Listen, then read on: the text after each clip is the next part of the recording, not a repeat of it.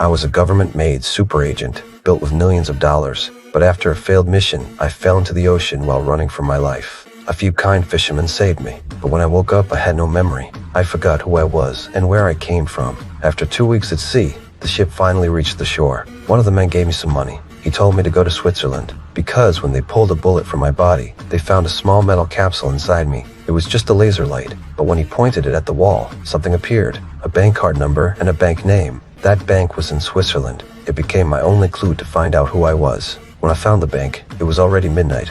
No ID, no passport, so I slept on a park bench. Soon, patrol cops came to question me. When they tried to take me in, my body moved on its own.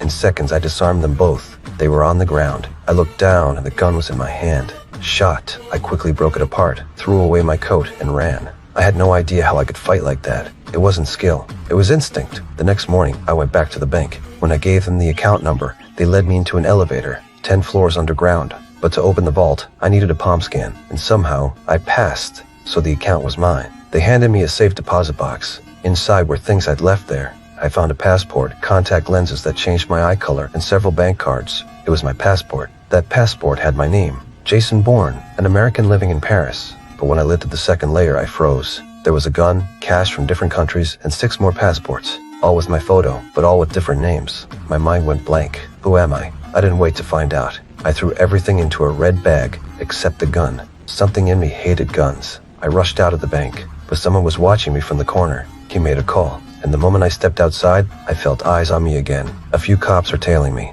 I took out my passport and walked straight into the US Embassy. The police stopped outside, but inside I saw cameras everywhere and too many guards. Something felt wrong. I turned to leave, but someone called out to me. I raised my hands, pretending to cooperate, but when he got close with the cuffs, I moved.